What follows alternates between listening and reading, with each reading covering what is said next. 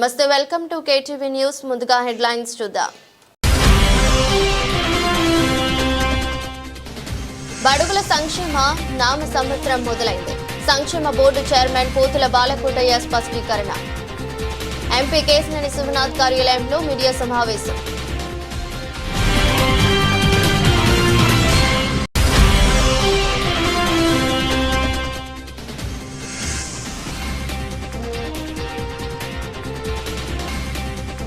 గాలి జనార్దన్ రెడ్డి ఇంటి వద్ద కాల్పుల కలకలం.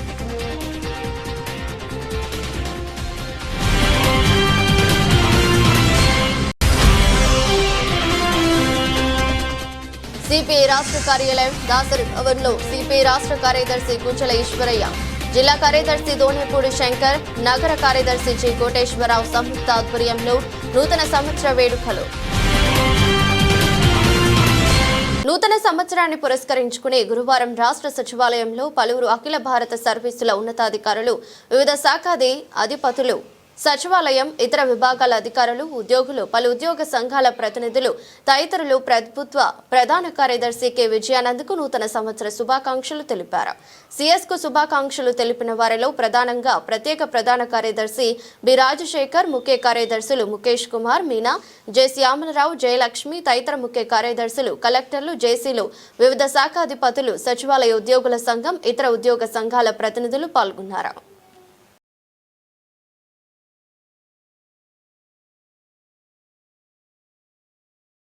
అమరావతిలో అందుబాటులోకి వచ్చిన మరో 1.5 కిలోమీటర్ల సీడ్ యాక్సెస్ రోడ్డు విజయవాడ నుంచి అమరావతికి వెళ్లేందుకు కరకట్టపై తగ్గిన దూరం కొత్తగా అందుబాటులోకి వచ్చిన seed access road. Guntur channel పై నిర్మిస్తున్న స్టీల్ బ్రిడ్జ్ పనులను పరిశీలించిన మంత్రి నారాయణ ఈ నెలాఖరుకు స్టీల్ బ్రిడ్జ్ పనులు పూర్తి చేయాలని కాంట్రాక్టు సంస్థకు మంత్రి నారాయణ ఆదేశాలు. కరకట్టపై వెళ్లే అవసరం లేకుండా త్వరలోనే బ్రిడ్జి అందుబాటులోకి తెచ్చేలా చర్యలు.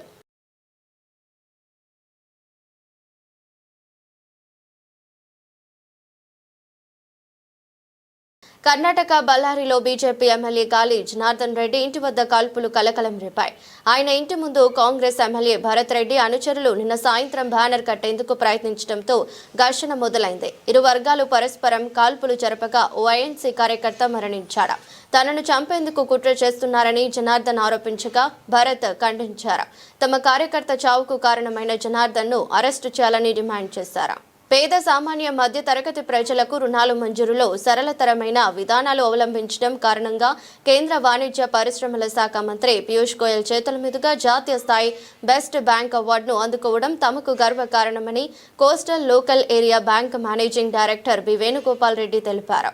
గాయత్రీనగర్లోని కోస్టల్ లోకల్ ఏరియా బ్యాంక్లో ఏర్పాటు చేసిన విలేకరుల సమావేశంలో coastal local area bank managing director B Venugopal Reddy మాట్లాడుతూ chamber of Indian micro small and medium సంస్థ డిసెంబర్ 22వ తేదీన న్యూఢిల్లీలో నిర్వహించిన అవార్డుల ప్రధానోత్సవ కార్యక్రమంలో కేంద్ర వాణిజ్య పరిశ్రమల శాఖ మంత్రి పీయూష్ గోయల్ చేతుల మీదుగా బెస్ట్ బ్యాంక్ అవార్డును అందుకున్నట్టు తెలిపారు.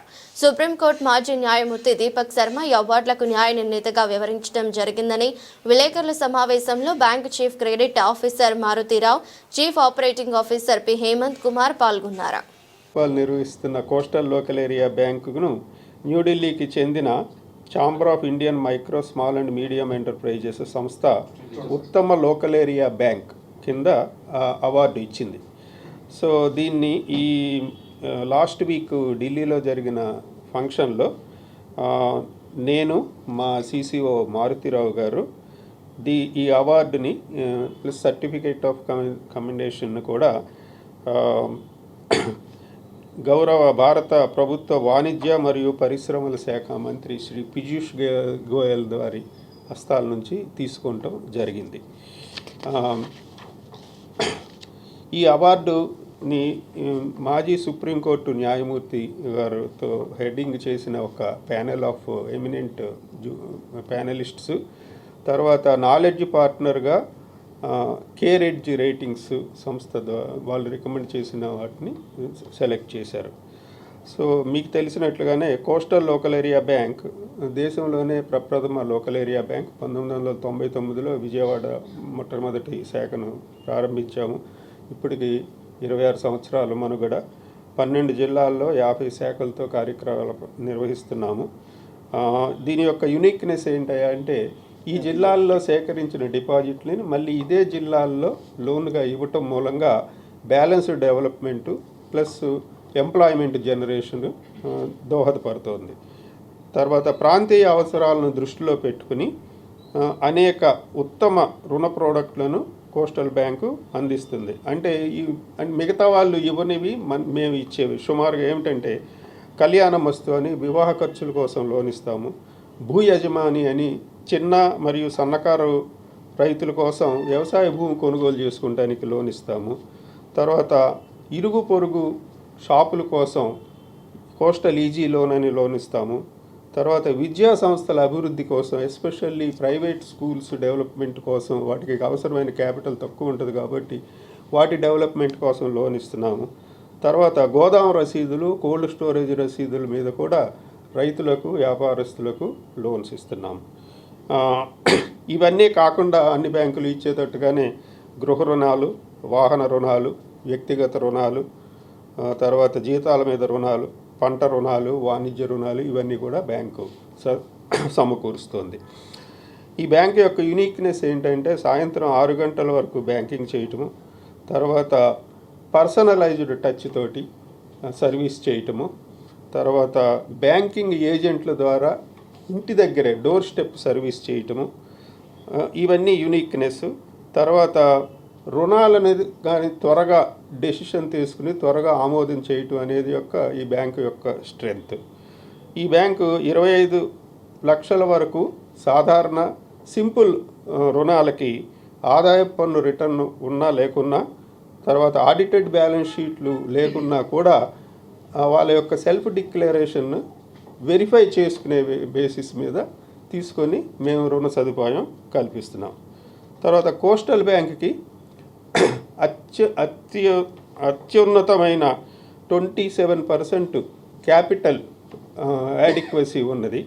దీని మూలంగా ఏంటంటే డిపాజిటర్స్కి చాలా స్ట్రాంగ్ సేఫ్టీ నెట్ ఒకటి ప్రొవైడ్ చేస్తున్నాము. ఇంతే కాకుండా ఈ బ్యాంకు సీనియర్ సిటిజన్లకు 0.6% అదనపు వడ్డీ ఇస్తుంది. మిగతా బ్యాంకులన్నీ 0.5% ఇస్తున్నాం. తర్వాత మా వడ్డీ రేట్లు కూడా చాలా సరసంగా అట్రాక్టివ్గా ఉంటాయి. తర్వాత అన్నిటికంటే ముఖ్యమైనది ఏంటంటే మేము ఈ మధ్యన లోన్ ఆరిజినేటింగ్ సిస్టమ్ అని తీసుకున్నాము. అంటే దీని ద్వారా డిపాజిట్ ఖాతాలు కానీ లోన్ ఖాతాలు కానీ డిజిటల్ అయిపోయింది. సో దీని మూలంగా ఒక గొప్ప అడ్వాంటేజ్ ఏంటంటే టర్న్ అరౌండ్ టైం. అంటే లోను ఇవ్వటానికి బారోయర్ బ్రాంచ్ని అప్రోచ్ చేసిన దగ్గర నుంచి లోన్ ఇచ్చి డిస్బర్స్ చేయటం టర్న్ అరౌండ్ టైం అంటారు.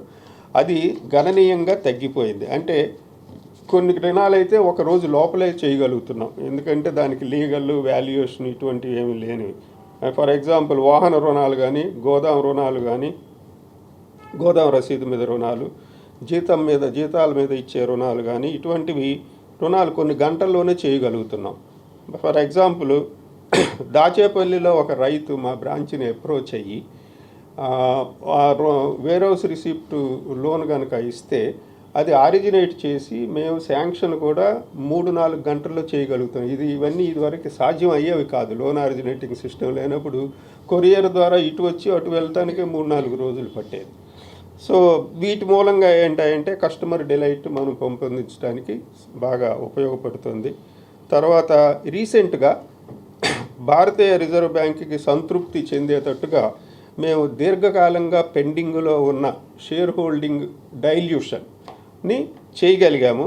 పరిష్కరించడం మూలంగా కోస్టల్ బ్యాంకుకి ఆర్బీఐ నుంచి 8 కొత్త బ్రాంచులు ఓపెన్ చేస్తానికి, 3 కొత్త జిల్లాలకి మేము సేవల్ని ఎక్స్టెండ్ చేస్తానికి, లైక్ విజయనగరం, ఖమ్మం, ప్రకాశం జిల్లాలు, ఎన్ఆర్ఐ ఖాతాలు తెరవటానికి, తర్వాత ఇంటర్నెట్ బ్యాంకింగ్లు సేవలను అందించడానికి కూడా అనుమతులు లభించాయి. సో రాష్ట్రంలో సూపర్ 6 పథకాల అమలుతో పాటు బడుగుల కొరకు ఉపాధి అభ్యున్నతి కోసం సంక్షేమ పథకాలకు కూడా ముఖ్యమంత్రి చంద్రబాబు శ్రీకారం చుట్టారని ఈ మేరకు నూతన సంవత్సరాన్ని పురస్కరించుకుని 4,400 మంది ఎస్సీ కులాల లబ్ధిదారులకు 63,26,50,000 విడుదల చేసినట్లు ఆంధ్రప్రదేశ్ రాష్ట్ర సామాజిక సంక్షేమ బోర్డు చైర్మన్ పోతుల బాలకోటయ్య తెలిపారు. గురువారం గురునానక్ కాలనీలోని విజయవాడ ఎంపీ కేశినేని శివనాథ్ కార్యాలయంలో పాత్రికేయులతో మాట్లాడారు. రాష్ట్రంలోని దాదాపు 56 ఎస్సీ కులాల కోసం వారి జీవనోపాధి కోసం ఒక్కొక్కరికి 50,000 రూపాయలు సబ్సిడీతో ₹1,00,000 నుంచి 3 లక్షల వరకు ఉపాధి నిమిత్తం రుణాలు ఇస్తున్నట్లు చెప్పారు. ప్యాసింజర్ ఆటోలు, ఫుట్వేర్ బిజినెస్, బేకరీ దుకాణాలు, మొబైల్ షాపులు, టిఫిన్ సెంటర్లు, ఫుడ్ స్టాల్స్, ఆర్గానిక్ ఉత్పత్తులు, బిస్కెట్ తయారీ, జీడిపప్పు వ్యాపారం, డైరీ యూనిట్లు, ఇటుక బట్టీలు వంటి 56 యూనిట్లను ఎంపిక చేసినట్లు తెలిపారు. ఈ విలేకరుల సమావేశంలో పేరం భుజంగరావు, మామిడి సత్యం పాల్గొన్నారు. నమస్కారం. ప్రింట్ అండ్ ఎలక్ట్రానిక్ మీడియా మిత్రులకు,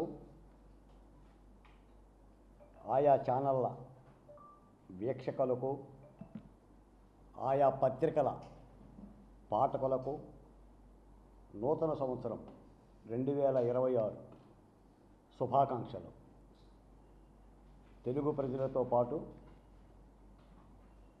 మీరు, మీ కుటుంబాలు 2026లో కూడా ఈ రాష్ట్రానికి మంచి జరగాలని, తెలుగు లోగిళ్లలో ఒక పండుగ వాతావరణం ఉండాలని, సుభిక్షంగా రాష్ట్రం వర్ధిల్లాలని ఆంధ్రప్రదేశ్ రాష్ట్ర సామాజిక సంక్షేమ బోర్డు తరపున మీ అందరికీ మరోమారు నూతన సంవత్సర శుభాకాంక్షలు.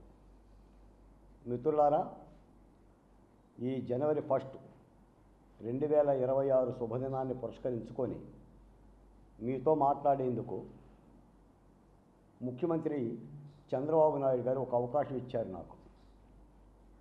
నూతన సంవత్సర శుభవేళ ఆంధ్రప్రదేశ్లో ముఖ్యంగా ఎస్సీలకు వారి ఉపాధి కోసం, ఎస్సీలలోని 56 సామాజిక ఉపకులాల అభ్యున్నతి కోసం ఒక తీపి కబురు అందించారు, ఒక తీపి మాట చెప్పారు. ముఖ్యమంత్రి గారు చెప్పిన ఆ తీపి మాటని మీతో పాటు రాష్ట్ర ప్రజలతో పంచుకోవాలని చెప్పేసి మీ ముందుకు వచ్చాను. సాధారణంగా గత 5 ఏళ్ల కాలంలో తీపంటూ ఏమీ లేదు. ఉంటే గింటే చేదుంది తప్ప వగరు కూడా లేదు. సంక్షేమం అనే మాట ఆంధ్రప్రదేశ్లో మీరు కాగడా పెట్టి ఎతికినా, టార్చ్ లైట్ వేసి ఎతికినా కనిపించేది కాదు.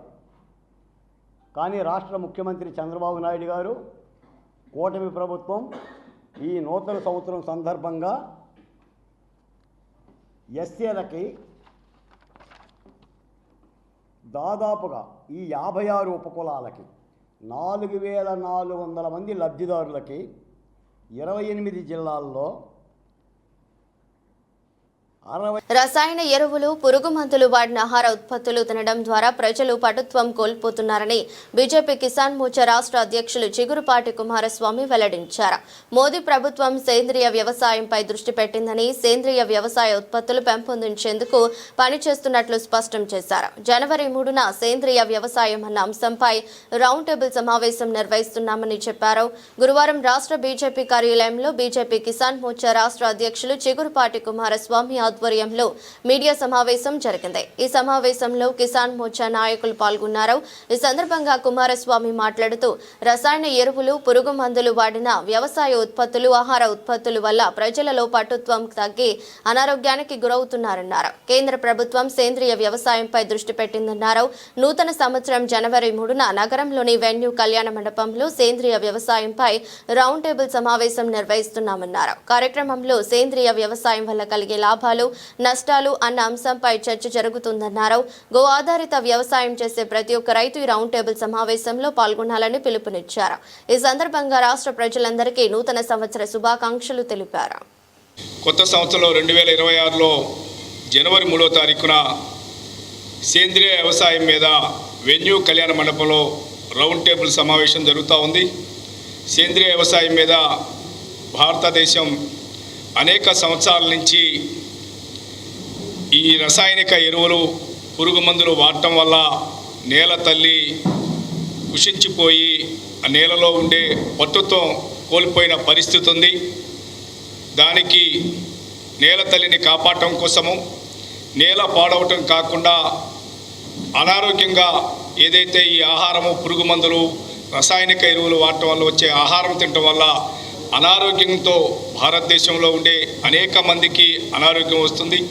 దానికోసం అని చెప్పని సేంద్రియ వ్యవసాయము, గో ఆధారిత వ్యవసాయం చేయాలనే ఉద్దేశంతో భారతదేశంలో నరేంద్ర మోడీ గారు కానీ, రాష్ట్రంలో చంద్రబాబు నాయుడు గారు కానీ వ్యవసాయాన్ని సేంద్రియ వ్యవసాయం వైపు మలచడం కోసం ప్రయత్నం జరుగుతుంది. ఎందుకంటే వ్యవసాయం ప్రభుత్వాలు మారినా రైతు పరిస్థితి మారటం లేదు. దానికి కారణం ఏంటంటే ఇవాళ వ్యవసాయానికి ఖర్చు పెరుగుతుంది, పంట దిగుబడి తగ్గుతుంది. దానివల్ల రైతు కుంగిపోతున్నాడు. రైతు కుంగటం కాదు, సేమ్ టైము నేల కూడా పాడైపోయే పరిస్థితి ఉంది. అందుకని నేల తల్లిని కాపాడటం కోసము గో ఆధారిత సేంద్రియ వ్యవసాయం ఏదైతే ఉందో ఆ సేంద్రియ వ్యవసాయాన్ని పెంచడం కోసము దేశవ్యాప్తంగా ఒక పెద్ద ఎత్తున భారతీయ జనతా పార్టీ ఆధ్వర్యంలో ఒక ఉద్యమం రూపంలో ఈ కార్యక్రమాన్ని చేపట్టడం జరిగింది. నమస్కారం. మీడియా మిత్రులందరికీ నూతన సంవత్సర శుభాకాంక్షలు. భారతీయ జనతా పార్టీ రాష్ట్ర అధ్యక్షులుగా పివిఎన్ మాధవ్ గారు బాధ్యతలు స్వీకరించిన తర్వాత రాష్ట్రంలోని నలుమూలల సారథ్యం పేరుతో ఒక యాత్ర కొనసాగించి భారతీయ జనతా పార్టీ కార్యకర్తలందరినీ ఉత్సాహపరిచి ఈ పర్యటనలో భాగంగానే సమాజంలో ఉన్న అనేక వర్గాలకు సంబంధించిన ముఖ్య నాయకుల్ని, ప్రాముఖ్యత కలిగిన ప్రాంతాలని, మన సంస్కృతిని ప్రతిబింబించే విషయాల గురించి సమాజానికి తెలియజేసే ఒక ప్రయత్నం చేశారు. ఈ ప్రయాణంలో భాగంగా అనేక విషయాలు సమాజం దృష్టికి తీసుకురావడం. మీరు చూస్తే ఆంధ్రప్రదేశ్ రాష్ట్రంలో భారతీయ జనతా పార్టీ పొత్తులో ఉంది. పరిపాలన ముఖ్యంగా తెలుగుదేశం పార్టీ, జనసేన ముఖ్య బాధ్యతలో ఉండి పరిపాలన సాగుతూ ఉంది. పొత్తులో ఉన్నాం కాబట్టి రాజకీయ పార్టీ తన ఎదుగుదలను ఆపుకోలేదు. అలా అని ప్రభుత్వాన్ని విమర్శించే కార్యక్రమం కూడా చేయం. సద్విమర్శలు చేయాలి, సమస్యలు ప్రభుత్వం దృష్టికి తీసుకురావాలి, సమాజంలో ఉన్న అనేక వర్గాలకి భారతీయ జనతా పార్టీ తన వైపు ఉంది అనే అభిప్రాయం కలిగించాలి. కాబట్టి భారతీయ జనతా పార్టీ తన సిద్ధాంత భూమికని, తన భావజాలాన్ని ప్రజలకు తెలియజెప్పే ప్రశ్నించే గొంతును నులిమివేస్తూ ఉద్యమాలను అణచివేసే దిశగా ప్రభుత్వాలు పనిచేయడం దుర్మార్గమని సిపిఐ రాష్ట్ర కార్యదర్శి గుజ్జల ఈశ్వరయ్య కేంద్ర రాష్ట్ర ప్రభుత్వాలపై ఆగ్రహం వ్యక్తం చేశారు. భారత రాజ్యాంగం ఇచ్చిన హక్కులను కాపాడుకోవడంలో ప్రభుత్వాల ప్రజా వ్యతిరేక విధానాలపై కమ్యూనిస్టు పార్టీ ఉద్యమాలు చేస్తూనే ఉంటుందని వెల్లడించారు. ఈ సందర్భంగా రాష్ట్ర ప్రజలందరికీ నూతన సంవత్సర శుభాకాంక్షలు తెలిపారు. సిపిఐ రాష్ట్ర కార్యాలయం దాసరి భవన్లో గురువారం సిపిఐ రాష్ట్ర కార్యదర్శి గుజ్జల ఈశ్వరయ్య, జిల్లా కార్యదర్శి దోనేపూడి శంకర్, నగర కార్యదర్శి జి కోటేశ్వరరావు సంయుక్త ఆధ్వర్యంలో నూతన సంవత్సర వేడుకలు జరిగాయి. ఈ వేడుకలలో కేక్ కట్ చేసి స్వీట్లు పంపిణీ చేసి ఆనందం వ్యక్తం చేశారు. ఈ సందర్భంగా మాట్లాడుతూ కేంద్ర రాష్ట్ర ప్రభుత్వాలు ప్రజలకు రాజ్యాంగం ఇచ్చిన హక్కులను కాలరాస్తున్నాయన్నారు. ప్రజలు స్వేచ్ఛగా తమ భావాలను చెప్పలేని పరిస్థితిలో ప్రభుత్వాలు పాలన సాగిస్తున్నాయన్నారు. సిపిఐ 100 సంవత్సరాలు పూర్తి చేసుకుని 101వ సంవత్సరంలో అడుగుపెట్టిన సందర్భంలో నూతన సంవత్సరం 2026లో కూడా ప్రజల పక్షాన పోరాడుతామన్నారు. రాష్ట్ర ప్రజలందరికీ నూతన సంవత్సర శుభాకాంక్షలు తెలిపారు. కార్యక్రమంలో సిపిఐ అనుబంధ సంఘాల నాయకులు, కార్యకర్తలు పాల్గొన్నారు.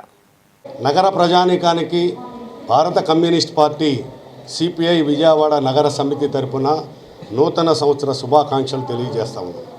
నేడున్నటువంటి పరిస్థితుల పాలకులు భారత రాజ్యాంగం కల్పించినటువంటి ఆర్టికల్ 19 సబ్సెక్షన్ 1 అనేటటువంటిది రైట్ టు స్పీచ్ అనేటటువంటి హక్కుని హరించేటటువంటి పద్ధతిలో ఈ రోజున రాష్ట్ర కేంద్ర ప్రభుత్వాలు హరిస్తూ ఉన్నాయి. ప్రశ్నించేటటువంటి గొంతుని నులిపివేసేటటువంటి పరిస్థితిలో తీసుకొస్తున్నటువంటి మాట్లాడేటటువంటి వారిని, లేకపోతే పోట్లాడేటటువంటి వారిని, సమస్యల్ని వెలుగెత్తి చాటేటటువంటి వారిపైన ఈ రోజున రాష్ట్ర ప్రభుత్వం పీడీ యాక్టులు తీసుకొచ్చి ప్రజల్ని భయభ్రాంతులు చేస్తున్నటువంటి క్రమం మానుకోవాలని చెప్పి రాబోయేటటువంటి కాలంలో భారత రాజ్యాంగం కల్పించినటువంటి హక్కులు ఏవైతే ఉన్నాయో హక్కుల్ని హరించేటటువంటి పద్ధతిలో కాకుండా ప్రజలు స్వేచ్ఛగా తమ భావాల్ని తమ యొక్క విషయాల్ని వ్యక్తీకరించేటటువంటి పద్ధతిలో అవకాశం కలిగించేటటువంటి పద్ధతిలో ప్రభుత్వాలు అనుసరించాలని చెప్పి సిపిఐగా విజ్ఞప్తి చేస్తా ఉన్నాం. రాబోయేటటువంటి కాలంలో ఈ ప్రభుత్వాలు 2020 సంవత్సరంలో ప్రభుత్వాలు అనుసరించేటటువంటి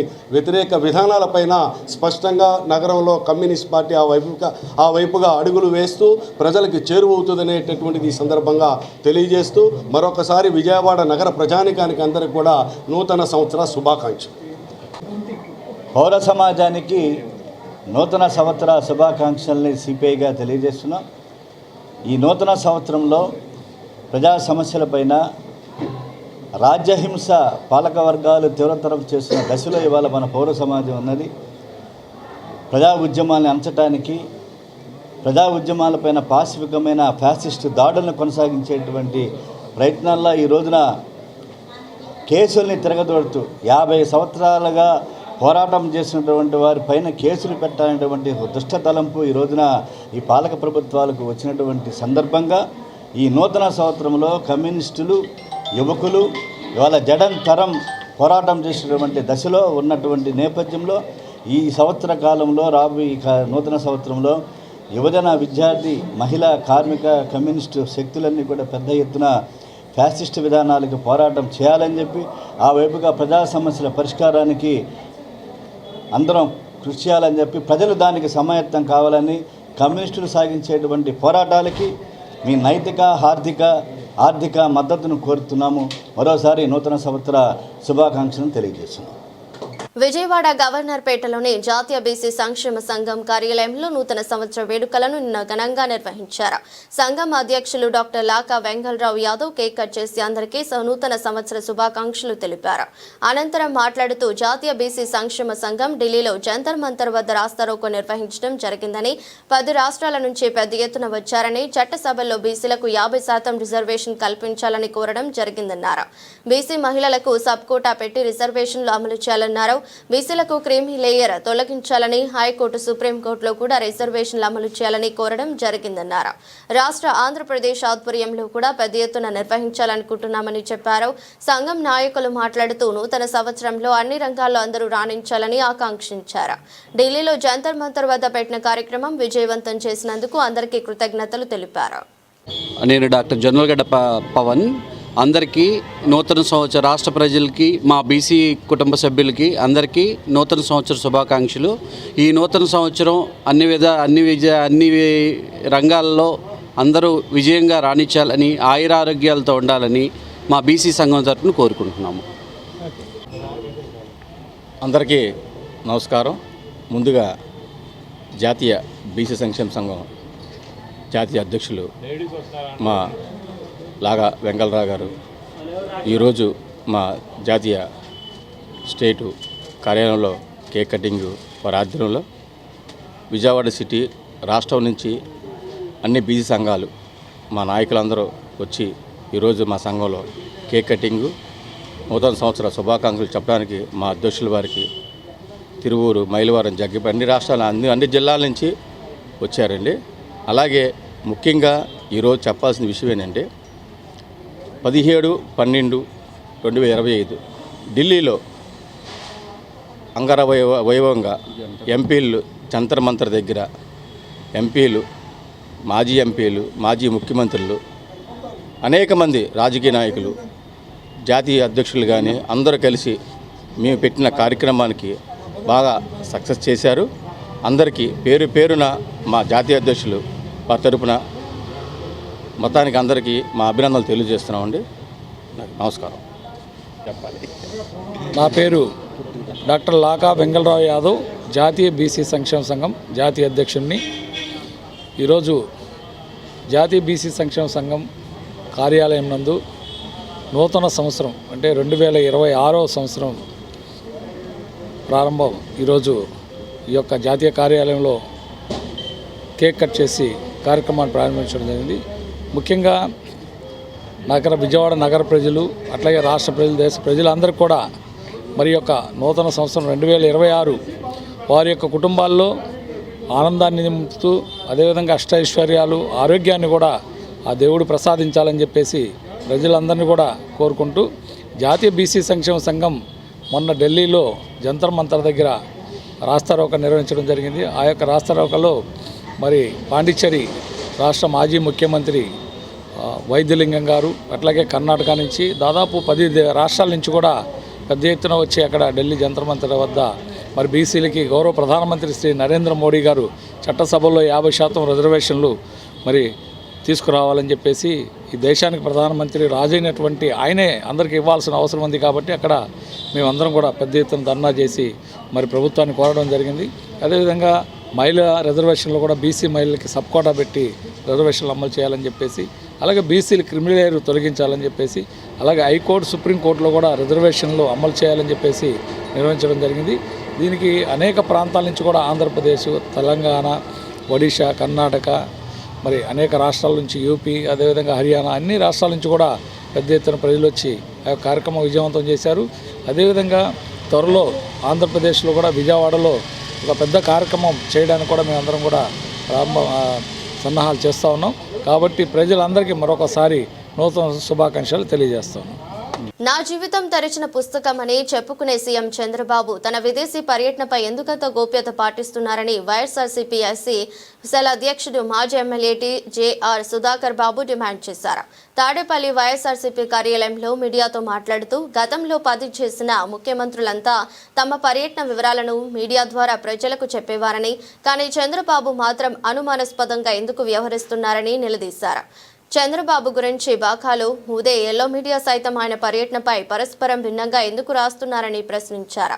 జీఏడీ వద్ద కూడా సమాచారం లేదు. సీఎం చంద్రబాబు టీడీపీ గురించి అనుక్షణం బాకాలు ఉదే ఎల్లో మీడియా విదేశీ పర్యటనకు ఎక్కడికి పోయాడో, ఎందుకు పోయాడో చెప్పడంలో మాత్రం తలోమాట రాస్తూ ప్రజల అనుమానాలు రేకెత్తిస్తున్నాయి. కొన్ని పత్రికలు వైద్యం కోసం లండన్ వెళ్లాడని, కొన్ని పత్రికలు కుటుంబంతో కలిసి వ్యక్తిగత పర్యటనకు వెళ్లాడని రాశాయి. గతంలో ముఖ్యమంత్రులుగా పనిచేసిన నాయకులు తమ పర్యటన వివరాలను మీడియాతో ద్వారా ప్రజలకు తెలిపేవారు. కానీ నా జీవితం తెరిచిన పుస్తకం, నా జీవితంలో ఎలాంటి దాపరికాలు ఉండవని చెప్పుకునే చంద్రబాబు ఎక్కడికి వెళ్తున్నది, ఎవరితో వెళ్తున్నది, అధికార పర్యటనతో వెళ్లాడా, వ్యక్తిగత పర్యటనకు వెళ్తున్నాడో అనేది ప్రజలకు తెలియజేయాల్సిన బాధ్యత లేదా?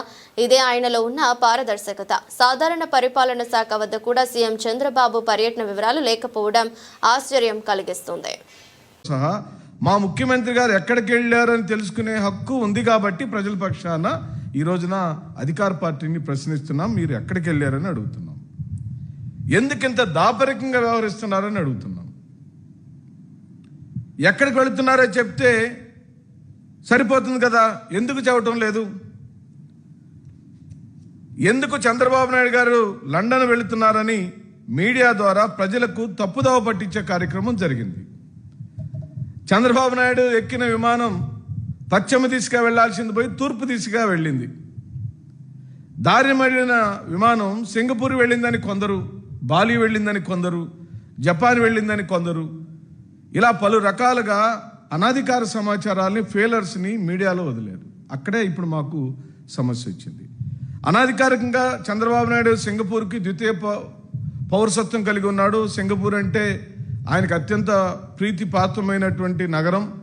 సింగపూర్ కూడా ఆయన ఇష్టపడుతుంది, ఆయన సింగపూర్ని ఇష్టపడతాడు.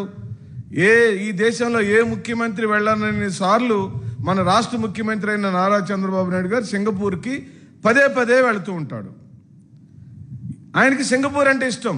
ఆ ఇష్టము ఆర్థికపరమైన ఇష్టము, డీల్స్ పరంగా ఇష్టం, రాజకీయంగా 4 శతాబ్దాలుగా చంద్రబాబు నాయుడు పడుతున్న కష్టం, శ్రమ అంతా కూడా సింగపూర్లోనే ఉంది.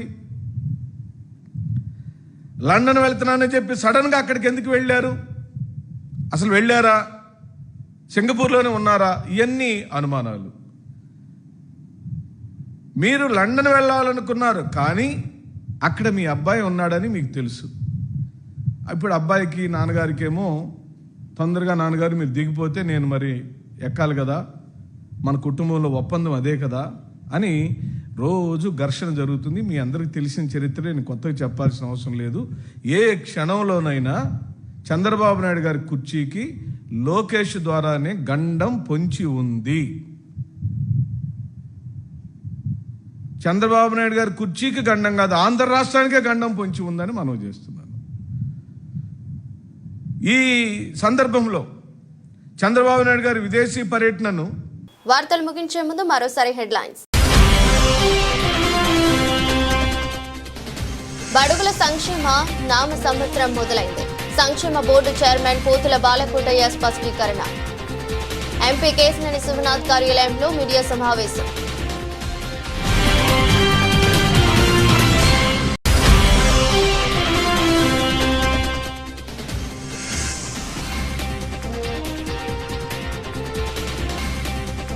గాలి జనార్దన్ రెడ్డి ఇంటి వద్ద కాల్పుల కలకలం.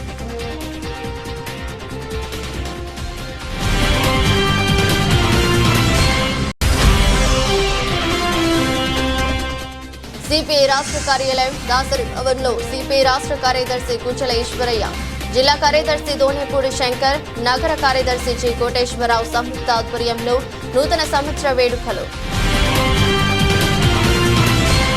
ఇదరస్ట్ బులెటిన్. మరో బులెటిన్లో మళ్ళీ కలుద్దాం. అంతవరకు సెలవు. నమస్కారం.